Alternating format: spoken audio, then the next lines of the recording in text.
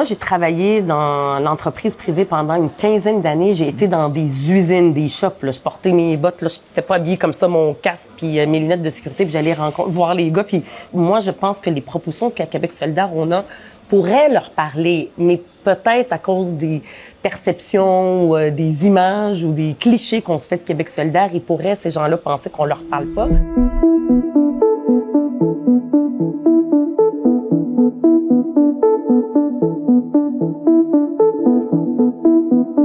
Gabrielle Nadeau-Dubois, Ruba Gazal, bonjour, bienvenue au Devoir. Nous allons discuter avec vous de vos nouveaux, votre nouveau rôle de binôme, votre nouveau duo à titre de co-porte-parole de Québec solidaire. Par contre, avant de commencer, je voudrais vous parler d'un sujet d'actualité si possible. Votre député Arun Boisy est sous le feu des critiques depuis ce matin pour des propos qu'il a tenus au début du mois devant un parquet là, d'un organisme de représentation de la communauté maghrébine.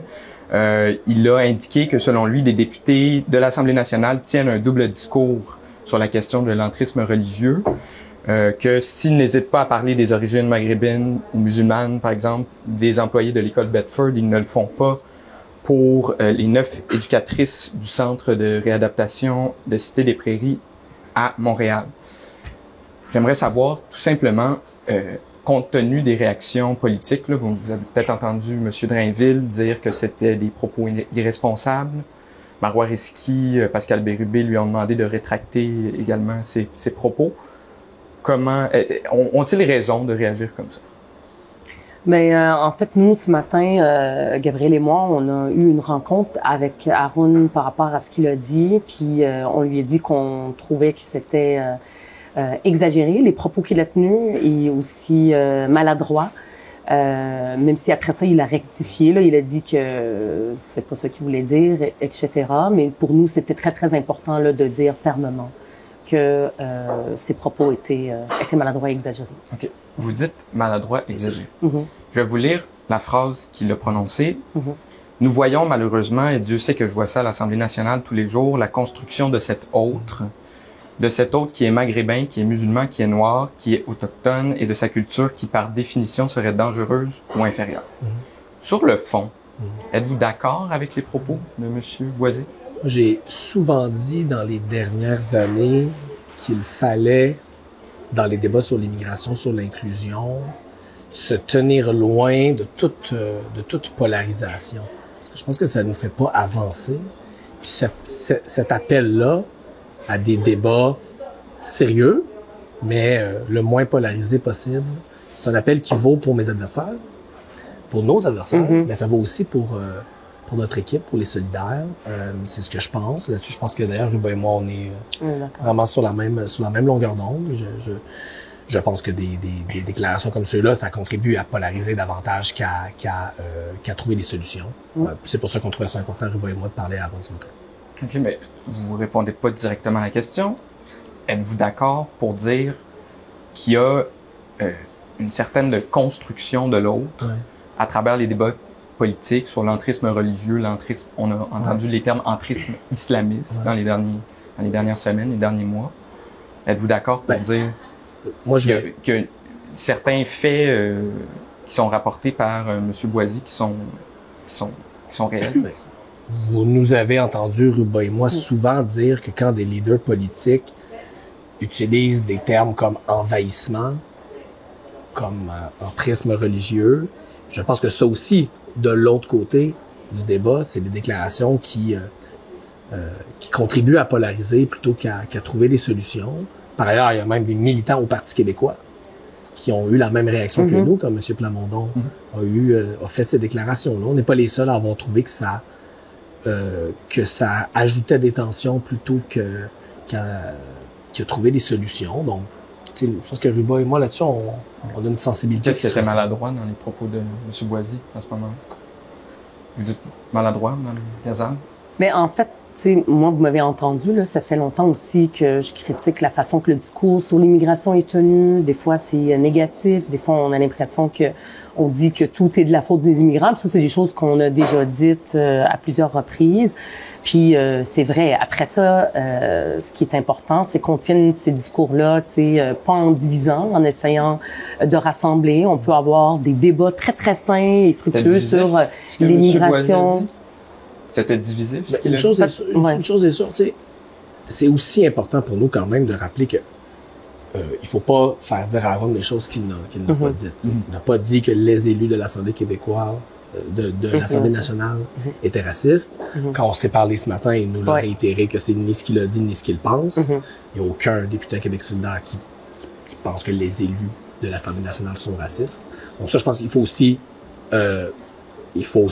comment dire, clarifier, faire preuve de bonne foi puis éviter les exagérations de part et d'autre. Pour le reste, sur le fond des propos, je pense que Ruba et moi, on est clair sur où on loge, sur la manière dont on veut que Québec solidaire contribue au débat sur l'immigration. Moi, je suis très admiratif du travail que fait Guillaume Clich-Rivard, par exemple, sur les enjeux d'immigration. Guillaume travaille très fort pour faire avancer ce débat-là au Québec, le faire sur des bases factuelles. Ça ne l'empêche pas d'être parfois très sévère envers les dérapages d'un François Legault, par exemple, qui se met à évoquer à haute voix la possibilité de déménager de force des gens. Il faut pas retenir sa critique quand des hommes politiques comme François Legault dérapent comme ça. Je pense qu'on est capable à Québec solidaire de dénoncer des dérapages comme ceux-là. Je pense que ça, Ruben et moi, on souhaite que Québec solidaire soit un acteur dans ce débat-là, mais de le faire de manière la plus apaisée puis la plus pragmatique possible, dans la mesure où on cherche des solutions, nous, pour réparer le système d'immigration qui est brisé. Il faut le réparer, puis c'est là-dessus qu'on travaille avec Guillaume. Parfait. Je ferme ce chapitre de l'entrevue. Madame Gazal, vous allez, à moins d'un imprévu important, accéder au poste de porte-parole de Québec solidaire, porte-parole féminine de Québec solidaire cette fin de semaine, samedi. Je vous demanderais pour commencer quelles vont être vos premières priorités comme nouveau duo de co-porte-parole. Oui. Ben moi, c'est sûr que c'est important, tu sais, pour moi que Québec solidaire, on continue à être très fort sur les enjeux de la justice sociale, d'égalité des chances, quand on parle de l'école publique, de la crise du coût de la vie, la crise du logement. On est très fort là-dessus. Cette semaine, on a fait aussi une proposition sur l'environnement pour aller chercher l'argent, poursuivre les pétrolières, les grandes pétrolières. On sait les conséquences des changements climatiques vont avoir un impact financier important. Puis c'est pas aux Québécois de payer pour ça. Donc ça, c'est des propositions fortes sur lesquelles on est très présent. Puis moi, c'est sûr qu'avec mon arrivée comme seule femme à la tête d'un parti politique à l'Assemblée nationale, et comme personne issue de l'immigration, enfant de la loi 101, toutes les questions du féminisme, s'assurer que les droits des femmes qui, on le sent, sont très, très attaqués, ne serait-ce que par l'élection de Trump, ça a aussi des relents ici, des inquiétudes, l'arrivée potentielle de Pierre Poilievre, où il y a beaucoup d'élus anti-choix des femmes. Donc, c'est des enjeux sur lesquels qui vont être importants pour moi que je vais amener aussi. Et aussi d'incarner un nationalisme ouvert, rassembleur, pour inclure tous les Québécois, toutes les Québécoises, les gens qui sont nés ailleurs, qui viennent ici au Québec comme moi, qui parlaient pas un mot de français quand je suis arrivée, j'avais 10 ans. Puis il y a une façon aussi de parler de notre amour du Québec, de protéger la langue, de protéger la culture. C'est des enjeux sur lesquels on a des propositions à Québec solidaire, peut-être moins entendues dans les années passées, puis qu'on veut mettre encore plus de l'avant. La gauche a des choses à dire sur ces enjeux-là aussi. Vous parlez de la gauche, vous me nommez vos priorités, là, les enjeux de justice sociale, le féminisme, l'environnement. Ça, c'est tous des dossiers sur lesquels le camp démocrate aux États-Unis a beaucoup martelé leur message. Dans les dernières élections, vous me dites aussi, vous soulevez que vous êtes une femme, Kamala Harris. Ça faisait partie de son message, de dire qu'elle était une femme, qu'elle pourrait devenir la première présidente racisée d'ailleurs, élue aux États-Unis. Comment vous pouvez dire aux Québécois que votre message est davantage garant de succès que celui de Kamala Harris qui a échoué là, à accéder à la Maison-Blanche? Mais premièrement, Kamala Harris, c'était aux États-Unis, c'est une Américaine. Ici, on est au Québec. Je comprends qu'on est proche, puis il y a des choses qui se ressemblent, mais on est quand même une société très, très différente. On est déjà très distinct du Canada. Alors, avec les États-Unis, c'est encore plus. Puis le Parti démocrate, je veux dire, je comprends que dans l'imaginaire ou dans ce que les républicains avec Trump essayaient de faire dire que les démocrates, c'est des communistes, pas juste des gens de gauche, là, c'est exagéré. À Québec solidaire, on peut pas dire que on est les mêmes, on peut comparer Québec solidaire, donc c'est le camp démocrate, c'est la même chose. On n'a pas les mêmes positions, les mêmes propositions, nous, à Québec solidaire, par rapport aux démocrates. Puis par rapport aux questions, par exemple, je vous parle de nationalisme, peut-être que c'est des enjeux sur lesquels on entend moins dans les dernières années la gauche parler.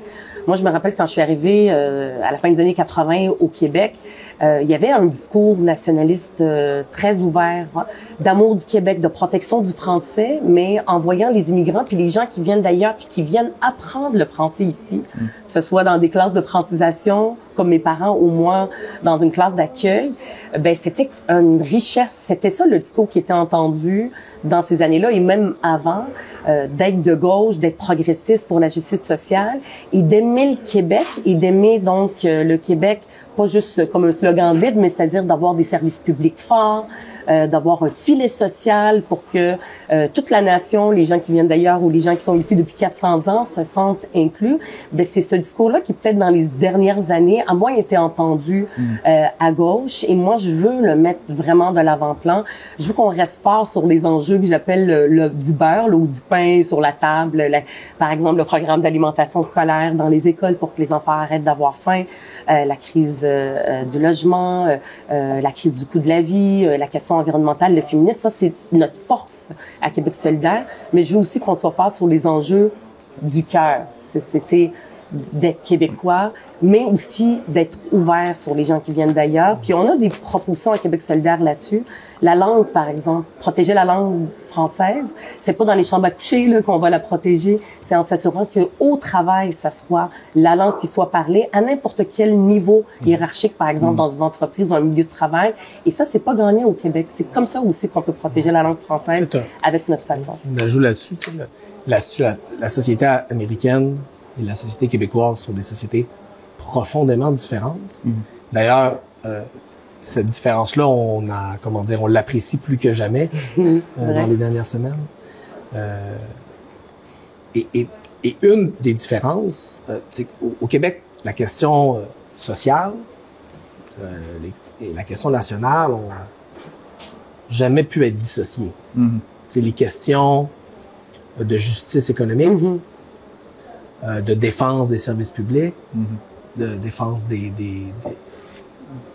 plus vulnérables, toujours été liées, historiquement, dans la longue histoire politique du Québec, aux enjeux nationaux, aux enjeux de défense de la culture et de l'identité des francophones, des Québécois, des Québécoises. Donc, Ruba, à mon sens, elle incarne très bien cette fusion-là entre des progressistes qui sont au premier rang lorsque vient le temps de combattre les injustices, mais qui sont capables aussi d'avoir un discours, un projet pour la nation québécoise.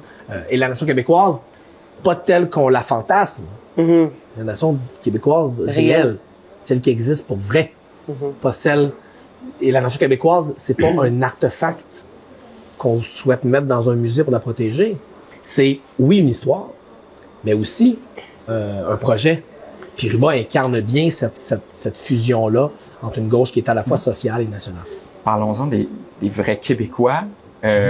Puis ma dernière question en lien avec les élections américaines, c'est promis, mais l'emblématique politicien de gauche, Bernie Sanders, a émis un communiqué après la défaite de Kamala Harris, dans laquelle il disait, là, je vous laisse lire, que le Parti démocrate avait abandonné la classe ouvrière et la classe ouvrière avait donc à son tour abandonné le Parti démocrate.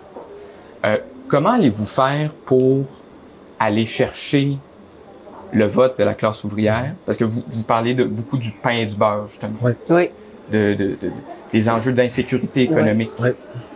Comment allez-vous faire pour aller chercher le vote de la classe ouvrière dans les 2 prochaines années? D'abord, peut-être dernier pas de recul, en effet, sur les élections américaines, mais ça va prendre du temps avant qu'on ait les données complètes qui vont nous permettre de poser, je pense, un diagnostic complet sur ce qui s'est passé. Mais il y a déjà des données qui sont disponibles, puisque la plupart des sondages à la sortie des urnes nous disent, c'est que l'économie, encore et toujours, était la préoccupation première de l'électorat américain, puis que c'était largement partagé à travers les différentes générations, les différents profils des électeurs. Donc, et ce combat-là économique, non seulement on n'a pas l'intention de l'abandonner à Québec solidaire, mais c'est dans notre ADN, c'est ce qu'on a toujours fait, c'est ce que Ruben et moi on va continuer à faire. Prenons simplement la dernière année, et c'est malheureusement, ça a peut-être été éclipsé par les débats internes qui ont été les nôtres, mais la victoire qu'on est allé chercher pour protéger des centaines de milliers de locataires des évictions sauvages au Québec, la victoire qu'on est allé chercher pour protéger les aînés vulnérables contre les évictions des spéculateurs, ça, c'est des batailles concrètes que l'on mène et que l'on gagne. Et que l'on gagne pour protéger les Québécois et les Québécoises contre l'insécurité économique, parce que le facteur premier en ce moment de la crise du coût de la vie, c'est la crise du logement. Et donc, peut-être que ces batailles-là et ces victoires-là font moins la une que des déclarations sur des questions controversées comme l'immigration ou, je sais pas, les toilettes mixtes. Mais moi, ce qui fait en sorte que quand je rentre à l'Assemblée nationale, je suis fier d'être autour de la table du caucus de Québec solidaire, c'est que je sais qu'on mène ces batailles-là au quotidien pour aider les gens qui en ont besoin. Est-ce que ça suscite tout l'engouement médiatique que ça pourrait ou que ça devrait susciter? Sans doute pas. Mais c'est la raison fondamentale pour laquelle on fait de la politique. Puis je pense que Ruben et moi, on veut continuer dans cette ligne-là. Puis on sent, tu sais, les plus jeunes, il y a la crise du logement quand on est locataire, mais les plus jeunes qui aimeraient aussi accéder à la propriété, puis c'est difficile. Tu sais, on parle beaucoup de la classe moyenne, vous dites classe ouvrière. Moi, j'aime beaucoup ce terme-là, c'est celui que je comprends de Bernie Sanders, parce que souvent, ça veut un peu dire n'importe quoi. Puis la classe moyenne, le tapis de la classe moyenne est en train de glisser sous les pieds de beaucoup de personnes qui travaillent tous les jours, mais qui ont faim, qui trouvent que ça coûte extrêmement cher, l'épicerie, qui doivent aller dans les banques alimentaires. Et ça, c'est totalement inacceptable dans une société comme celle-ci. Mais est-ce que ouais. Québec solidaire parle assez à ces gens-là actuellement? Est-ce qu'il faut leur parler davantage? Moi, j'ai travaillé dans l'entreprise privée pendant une quinzaine d'années. J'ai été dans des usines, des shops. Là. Je portais mes bottes. Là, je n'étais pas habillée comme ça, mon casque puis mes lunettes de sécurité. Puis j'allais voir les gars. Puis c'est littéralement comme ça ma job pendant une quinzaine d'années dans des usines. Puis c'est des gens qui travaillaient un peu comme des cols bleus, là, mais dans le privé, qui travaillaient, puis qui moi, je pense que les propositions qu'à Québec solidaire, on a, pourraient leur parler, mais peut-être à cause des perceptions, ou, des images ou des clichés qu'on se fait de Québec solidaire, ils pourraient, ces gens-là, penser qu'on leur parle pas. Pour mettre votre mais moi, je veux, exact. Renfler vos bottes. Exact. C'est ça. C'est ce que j'ai commencé à faire. J'ai été au Saguenay-Lac-Saint-Jean il y a pas longtemps dans une foresterie très industrielle. C'est une coopérative, mais quand même industrielle.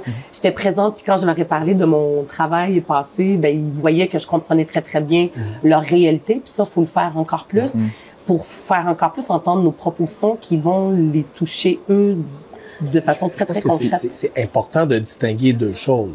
De distinguer le travail qu'on fait et ce qui est retenu dans les médias du travail qu'on fait. On assiste en ce moment au Québec à une surenchère entre deux partis, le Parti québécois et la CAQ, sur les thèmes de l'identité, de l'immigration, de la laïcité. Et cette surenchère-là prend énormément de place. Et peut-être que si nous, on embarquait dans cette surenchère-là, on générerait plus de clics. Mais c'est pas ça qu'on fait. On fait le choix de continuer à mener le combat de l'économie, le combat de la crise du coût de la vie. Vous nous entendez chaque semaine parler de la crise du logement, parler de l'explosion de l'insécurité alimentaire au Québec. Vous nous entendez chaque semaine mener la bataille pour qu'on freine la privatisation des soins de santé. Ces batailles-là, ce sont nos priorités. Bien sûr, la question de l'environnement demeure centrale aussi. Est-ce que est-ce que ce sont ces enjeux-là qui, en ce moment, sont la saveur du moment? Non. On en est très conscient. Mais est-ce que c'est qui amène ça à la table? Est-ce que c'est les médias qui sont déconnectés? En ce moment, il y a une dynamique politique. Les politiciens. Ça prend pas un post-doctorat en sciences politiques pour faire la lecture de la situation politique québécoise en ce moment, où on a deux partis qui surenchérissent, le PQ et la CAQ, sur les questions liées à l'identité. Ce sont les enjeux prioritaires pour ces partis-là. Et comprends-moi bien, hein, c'est un choix politique qui leur appartient, qui est légitime dans une démocratie. C'est pas interdit, c'est pas mal. C'est leur choix. Nous, on fait des choix différents. Est-ce qu'on en paie le prix parfois sur le plan de la couverture médiatique? Peut-être. Parce que des fois, on est plus seul à parler de ces questions-là. Mais ça demeure les raisons fondamentales de notre engagement. Et oui, on regarde des situations comme les élections américaines, puis on se dit, on a raison de ne pas abandonner le combat de l'économie, le combat du coût de la vie, le combat du quotidien des gens. Ça fait partie de ce que la gauche québécoise est et a toujours été. Et ce qu'Uruba va venir ajouter à ce travail-là, c'est une couche supplémentaire sur le plan, notamment sur tous les enjeux d'identité, les enjeux liés au nationalisme québécois, parce qu'elle a une voix, puis elle a une trajectoire de vie qui, je pense, à elle seule, illustre le projet que nous, on a pour la nation québécoise. Et ça, c'est très fort, c'est plus fort que tous les arguments. Puis je ne suis pas une exception. Ma situation est très, très, très présente. Quand on va dans le Québec réel et non pas celui fantasmé, on voit que ça se passe beaucoup mieux en termes d'intégration. Encore faut-il donner les moyens de s'intégrer, par exemple, avec les classes de francisation. Je veux juste rappeler quand même que ces messages-là sur l'identité, sur l'immigration percolent. Le Parti québécois est premier dans les sondages depuis plusieurs mois maintenant. En quoi vous pouvez vous inspirer de discours comme ceux-là? Est-ce que, je veux dire, vous voyez Donald Trump être élu aux États-Unis, excusez-moi, je reviens là-dessus, mais est-ce que vous pouvez tirer des leçons du populisme? Je sais pas ce que vous voulez dire par populisme. Moi, je me méfie de ces étiquettes dans lesquelles chacun met un peu ce qu'il veut mettre.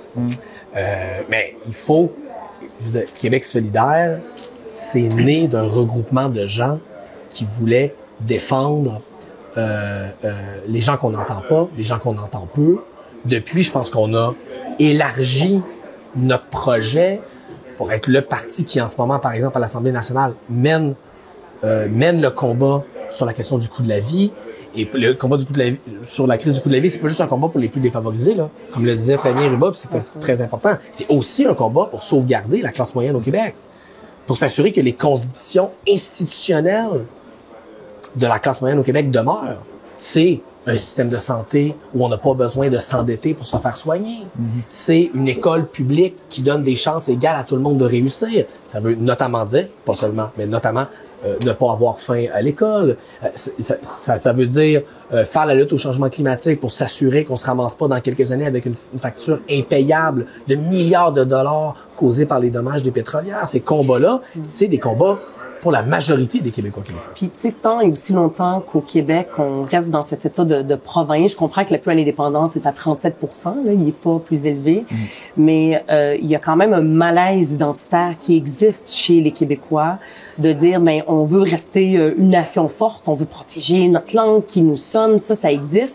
Puis malheureusement, la façon que d'autres partis, la CAQ et le PQ, vont utiliser un peu ce malaise-là, c'est en ayant ce discours qui est quand même négatif sur l'immigration, puis qui est pas juste mauvais pour les gens qui viennent d'ailleurs, pour les immigrants, c'est mauvais pour la nation québécoise. Parce que c'est quoi la solution? Tu sais, on veut que le Québec progresse, puis moi je le dis souvent, puis je le crois, ce sont les immigrants puis les enfants d'immigrants qui vont protéger la langue française et la culture québécoise, parce que sinon c'est quoi? On va pas dire aux femmes de faire plus d'enfants pour augmenter la population, sinon c'est le déclin tranquille du Québec. Fait que oui, on a des choses aussi à dire sur ces enjeux-là de gauche sans aller se gratter le bobo là de ces questions identitaires d'une façon qui divise plutôt qui unit. J'entends que vous voulez faire flèche de tout bois sur donc plusieurs sujets.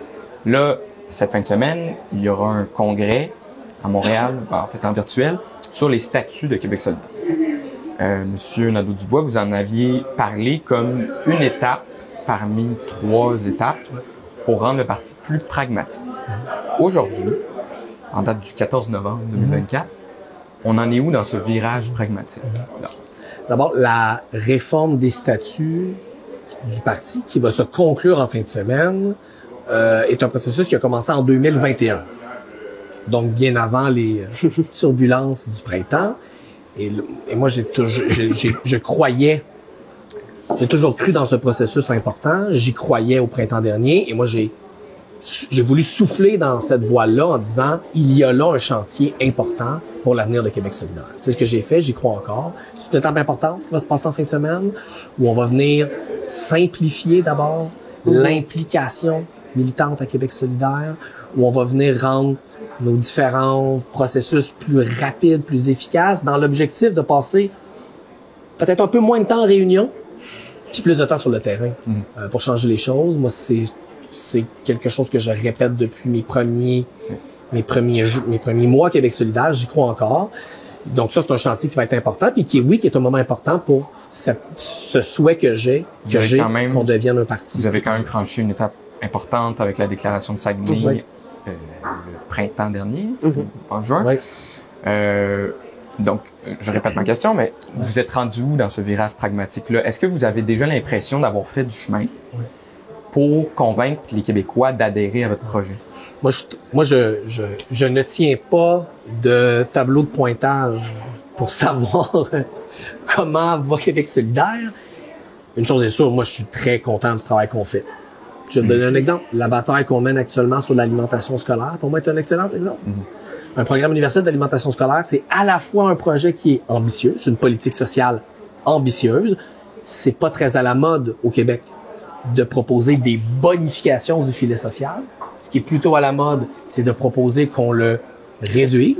Donc là, quand Québec solidaire propose de venir compléter le modèle québécois en ajoutant après le RQAP et les CPE un programme universel d'alimentation scolaire, ça, c'est signe d'un parti qui assume de marcher à contre-courant sur certaines choses. Mais c'est aussi un projet qui est chiffré, sérieux et pragmatique. On veut y aller par étapes. D'ici 2030, on s'inspire de programmes qui existent ailleurs dans le monde, qui ont fait leurs preuves, qui vont générer des retombées économiques. Si on me demande de donner un exemple de ça ressemble à quoi, un Québec solidaire pragmatique, moi, c'est l'exemple. Est-ce que ça peut marcher en 2026? C'est pour convaincre les électeurs? Parce que je veux bien là, un programme d'alimentation scolaire, mais c'est une proposition. Vous l'avez dit qui n'est pas nécessairement ultra populaire. Je dis pas 66% des Québécois qui l'appuient, je trouve que c'est pas Oui, 67. 67. Il y a une portion de la population qui est en désaccord avec des investissements dans le filet social. Vous le dites vous-même. Oui. Donc, je prétends pas que tout le monde est d'accord, mais que j'en regarde la conjoncture politique des dernières semaines au Québec, des derniers mois. Quand même, on fait affaire avec les gens de chez Léger, c'est des gens sérieux, qui nous disent que 67% des Québécoises, et d'ailleurs, c'est 67% aussi des Québécoises sans enfants. Dans l'urne pour vous. Ben, ça suffit pas. C'est pas une proposition qui détermine le vote des gens.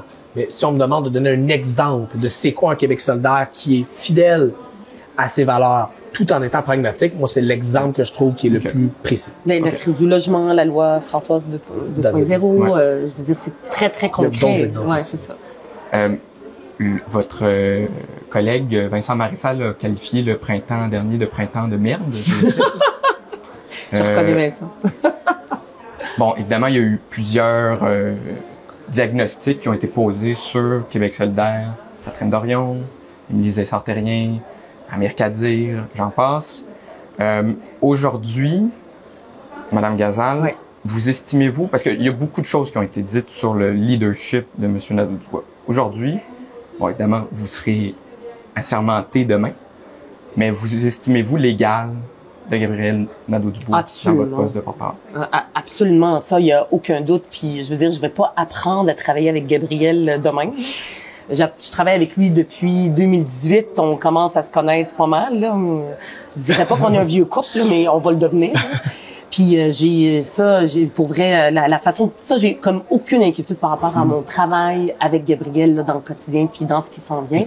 Maintenant, moi j'ai fait même si j'étais seule, je serais pas assermentée, je vais être vraiment élue par les membres et j'ai fait une tournée du Québec. Ça fait 2 ans que je fais le tour du Québec 2 fois plutôt qu'une. Pour la dernière course, puis cet automne. Fait que j'ai fait une vraie campagne où je suis allée à la rencontre des membres partout, là, en Gaspésie, Saguenay, Mauricie, partout. Et ce que je sens, c'est vraiment le très fort chez les membres après le printemps qu'on a eu, c'est une envie de regarder vers l'avant, d'aller vers, je veux dire, je rentrais puis les gens m'applaudissaient, là. Ils avaient envie, là, littéralement, qu'on regarde pour l'avant parce qu'ils sont conscients, nos membres, qu'on est quand même le seul parti qui avons des valeurs progressistes, de gauche, écologistes, mais réelles, assumées, et on veut être prêt pour 2026. Fait que oui, il y a eu une crise, il y a eu des choses qui ont été faites, mais est-ce que ça enlève tous les débats? Mais non, ça, c'est mal connaître notre parti. On va continuer à avoir des débats, mais il y a beaucoup d'eau qui a coulé sous les ponts, puis là, on regarde vers l'avant. Je le sens, ça, ce désir-là d'aller vers 2026. Je vais quand même vous demander de regarder vers l'arrière juste un petit peu, parce que Madame Dorion, écrivait, par exemple, que le parti sans chef est en voie de devenir un parti où l'influence d'un seul homme est à la fois infiniment réelle et infiniment taboue. Il y a eu plusieurs choses qui ont été dites aussi par les membres, notamment à Jonquière il y a quelques mois. Avez-vous l'impression que le parti, les membres, les militants ont été injustes envers votre co-porte-parole, futur co-porte-parole? Un petit peu, oui.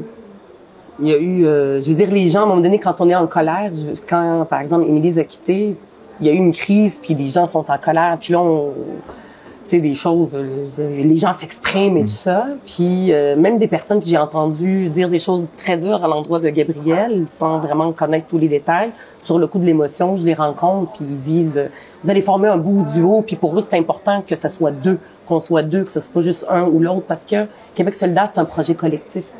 Fait que, comme dans toutes les bonnes familles, il y a de la chicane, puis après ça, ben on pense à autre chose, on pense l'épée, puis on regarde vers l'avant, puis on est dans cette époque-là.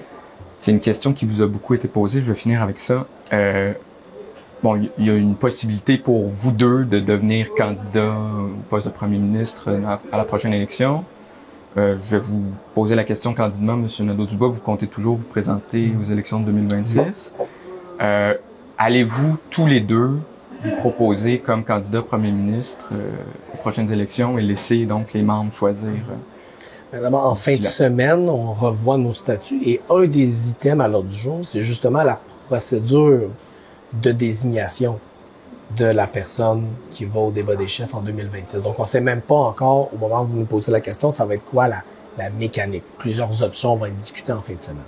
Après ça, le fait d'avoir deux porte-parole à Québec solidaire, ça implique de mettre à la tête du parti deux personnes qui sont sur un pied d'égalité et qui sont toutes deux capables et qui ont toutes deux envie et qui sont toutes deux prêts pour jouer ce rôle-là pour Québec solidaire. Moi, j'étais prêt en 2026. Je ne suis pas dépréparé depuis. Fait que si c'est ce que les membres souhaitent pour moi, je serai prêt. Madame Gazal, Monsieur Nadeau-Dubois, bon congrès. Oui, merci.